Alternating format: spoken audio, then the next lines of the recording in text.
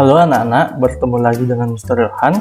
Kali ini Mr. Yohan akan membawakan materi di tema 2, subtema 1, pembelajaran 2 dan 3. Oke, di video kali ini kita akan belajar tentang sistem pernapasan pada manusia.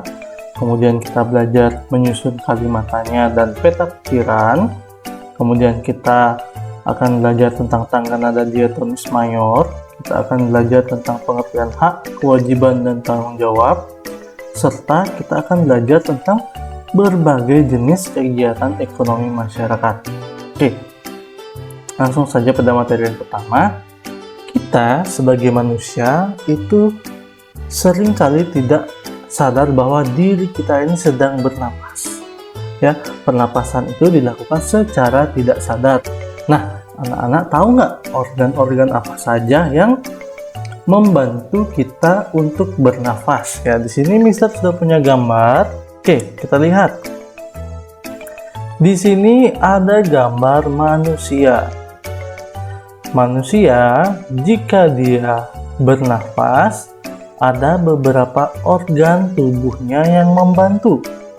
Yang pertama ada rongga hidung dan rongga mulut, ada faring, ada laring, kemudian ada trakea, ada paru-paru, ada bronkus, bronkiolus, dan alveolus. Nah, yang pertama itu adalah hidung. Ya, hidung dia ini berfungsi untuk jalan keluar masuknya udara. Jadi hidung itu merupakan jalan keluar masuknya udara, serta si hidung ini juga sebagai penyaring udara. Ya, di sini ada penyaring udara. Di hidung itu ada seperti rambut-rambut halus yang digunakan untuk menyaring udara. Ya, di sini. Ya, sekitar situ. Kemudian udara itu setelah dia melewati hidung atau rongga mulut, dia akan menuju faring. Ya, setelah dari hidung dia menuju faring. Ya, dari sini masuk, dia kemudian menuju faring. Nah, faring ini merupakan persimpangan antara saluran pernapasan dan saluran pencernaan. Nah, di sini kalau dia ke sini berarti dia saluran pencernaan. Kalau dia belok ke sini, dia ke saluran pernapasan. Nah, setelah dia melewati faring, kemudian udara itu menuju ke laring. Ya, laring ini atau biasa kita sebut sebagai jakun. Ya, di dalam faring dia itu memiliki sebuah katup. Ya, yang namanya katup epiglotis. Katup ini berfungsi sebagai pengatur atau pencegah makanan supaya tidak masuk ke dalam saluran pernapasan. Nah, jika ada makanan masuk ke sini, misalnya makanannya lewat nih, salah jalan ya. Di sini ada sebuah katup, ya, katup epiglotis, dia kemudian menutup. Dan nanti setelah tertutup, maka makanan ini bergerak kembali ke dalam apa? Ke dalam kerongkongan. Nah, atau kalau biasanya dia nyangkut di sini, kita tuh tersedak biasanya. Nah, itu fungsi dari epiglotis. Kemudian setelah dia lewat dari laring, kemudian dia melanjutkan perjalanan ke trakea. Trakea ini biasa kita sebut tenggorokan. Nah, di dalam trakea terdapat suatu jaringan halus. Ya, jaringan halus ini disebut silia. Nah, di sini ada silia. Silia itu berfungsi sebagai filter atau penghalau debu dan bakteri yang ingin masuk ke paru-paru. Nah, setelah dari trakea, kemudian dia masuk ke dalam bronkus. Nah, di sini bronkus tuh di sini. Ya, bronkus tuh merupakan cabangnya trakea.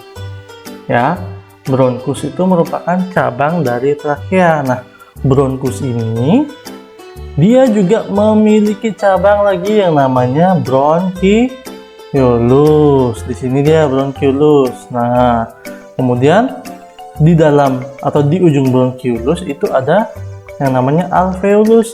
Alveolus itu di sini dia berbentuk seperti bola pingpong yang tapi kecil sekali. Di dalam alveolus ini dia terjadi pertukaran oksigen dan karbon dioksida. Nah, di sini Mister punya gambar. Nah, seperti ini. Kalau kita perjelas lagi gambar paru-parunya, itu di sini ada bronchiolus. Nah, ada otot polos juga ternyata. Ya, ada bronchiolus, ada otot polos, dan di sini adalah alveolus. Nah, seperti Mister bilang tadi, dia berbentuk seperti bola pingpong yang kecil. Nah, disinilah dia terjadi pertukaran oksigen dan karbon dioksida. Ya, kita ulang ya. Jalan masuk udara itu dia melalui hidung atau mulut, kemudian masuk ke faring, ke laring, trakea, dan paru-paru. Dia ditukar di dalam alveolus. Ya.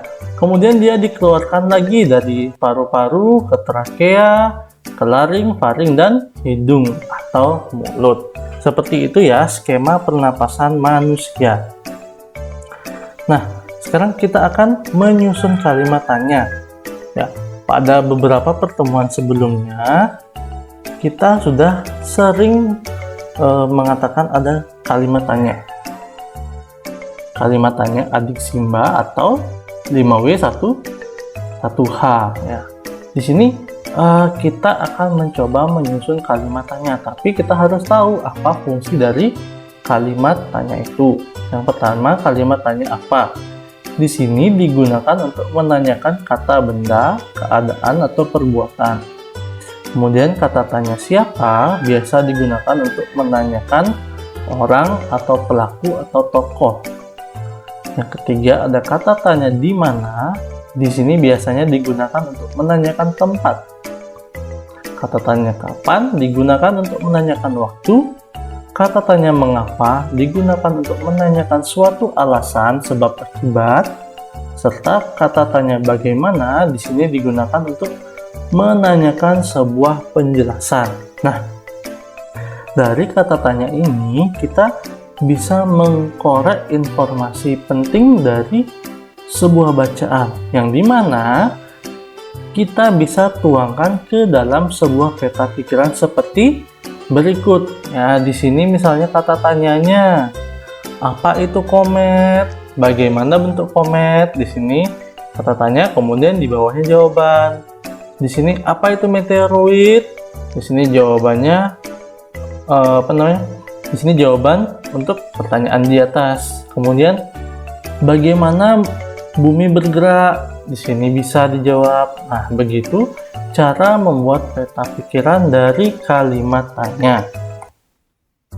Sekarang kita akan belajar tangga nada. Nah, di kelas 4 anak-anak pasti sudah mengenal ya tentang nada, irama, dan lain-lain.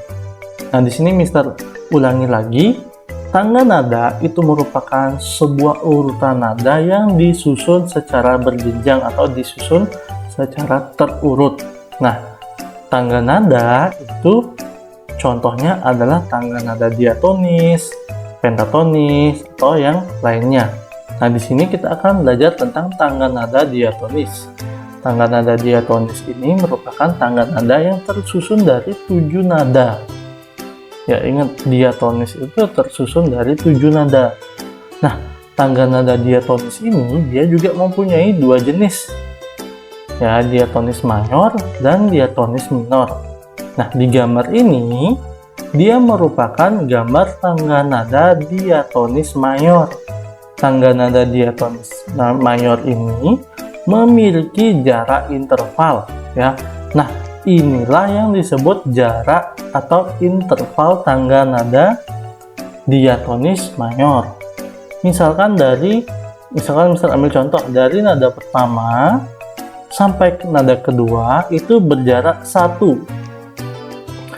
Nada kedua ke nada ketiga berjarak 1. Tapi dari nada ketiga ke keempat itu berjarak setengah. Dan contoh lain dari nada 7 ke nada satu yang memiliki oktav lebih tinggi itu berjarak setengah.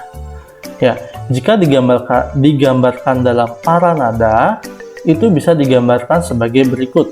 Yang ini do, re, mi, fa, sol, la, si, do. Jadi jika ada gambar seperti ini, anak-anak bisa membaca ya. Yang pokoknya kalau dia ada di garis itu pasti do, mi, ya, do, re, mi, fa, kemudian sol ada di garis, si ada di garis. Nah, sekian dulu pengenalan tangan nada. Nanti akan Mister jelaskan atau Miss Maria jelaskan di video selanjutnya. Kemudian kita akan belajar juga tentang hak, kewajiban, serta tanggung jawab. Ya, anak-anak pasti sudah sering mendengar kata hak, kewajiban, dan tanggung jawab. Nah, di sini Mister ulangi lagi, hak itu adalah segala sesuatu yang harus dimiliki sejak lahir. Jadi setelah kita lahir ke dunia, itu kita sudah memiliki hak. Contohnya hak mendapatkan kasih sayang, hak mendapatkan perlindungan hukum, hak mendapat tempat tinggal, dan lain-lain. Atau juga bisa kita ambil contoh, kita dapat hak libur di Sabtu dan Minggu. Kalau yang bekerja kantoran, kita berhak mendapat upah, kita berhak mendapat nilai saat mengerjakan ulangan atau tugas dari guru. Itu juga contoh hak ya. Kemudian kewajiban. Nah, kewajiban ini merupakan sesuatu yang harus dilaksanakan setiap orang.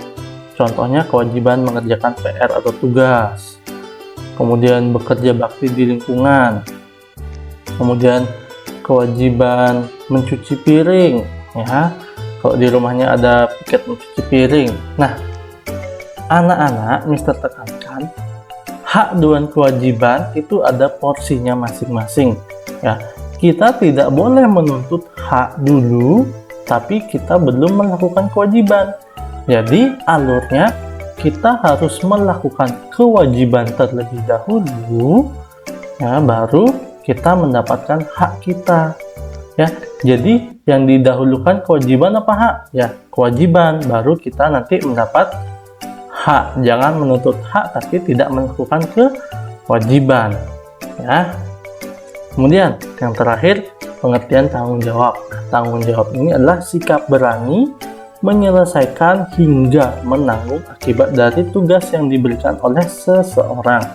Nah, contohnya Mr. Johan menegaskan anak-anak untuk tidak ribut saat Mr. pergi mengambil buku ke kantor. Nah, itu merupakan tanggung jawab anak-anak. Atau Mr. menugaskan anak-anak untuk piket setelah pelajaran usai. Itu merupakan tanggung jawab anak-anak. Kalau orang yang tidak melakukan tanggung jawab dengan baik ya, itu disebut orang yang tidak bertanggung jawab ya. Udah jelas ya. Jadi tanggung jawab itu harus dilakukan dengan sungguh-sungguh dan baik. Nah, selanjutnya kita akan belajar tentang jenis mata pencaharian. Di Indonesia yang merupakan negara maritim, mata pencaharian masyarakatnya cukup majemuk. Majemuk di sini artinya cukup banyak ya. Yang pertama di sini ada pertanian. Contoh pekerjaan yang bisa dilakukan pada bidang pertanian itu adalah menanam padi, menanam palawija, menanam kacang-kacangan ya, seperti gambar di samping. Kemudian perkebunan. Itu kita bisa ambil contoh kebun teh, kebun kelapa sawit, kebun karet atau kebun tebu. Kemudian peternakan. Nah, di sini peternakan itu diartikan sebagai pembudidayaan hewan ternak. Hewan ternak itu adalah hewan yang bisa dikonsumsi atau memiliki nilai jual. Nah, di sini ada peternakan sapi contohnya, ternak kambing, ternak unggas. Unggas itu burung-burungan. Kemudian perikanan. Nah, perikanan di sini merupakan contoh dari pembudidayaan ikan air tawar atau ikan air laut ya. Contoh mata pencahariannya itu adalah tambak udang, atau bisa juga kolam pancing gurami, kolam pancing lele itu bisa juga.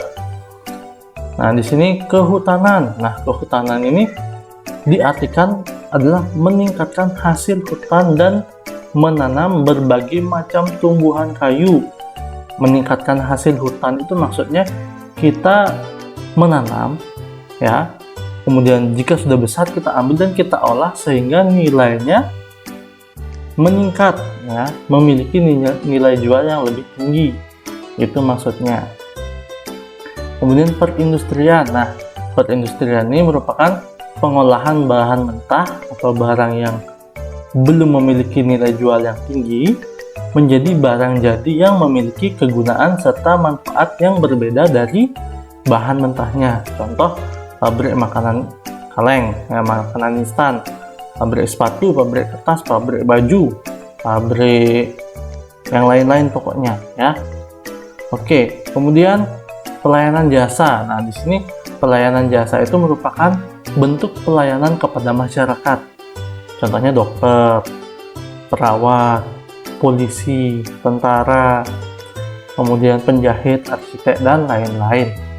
Nah, sampai situ dulu anak-anak penjelasan Mr. Ilham tentang tema 2, subtema 1, pembelajaran 2 dan 3. Mr. harap anak-anak bisa mencermati dengan baik video ini, dan jika ada pertanyaan boleh disampaikan di kolom komentar atau bisa menanyakan langsung kepada Mr. Ilham atau Miss Marta. Oke, sampai sini dulu pelajarannya. Terima kasih, sampai jumpa. Tuhan Yesus memberkati.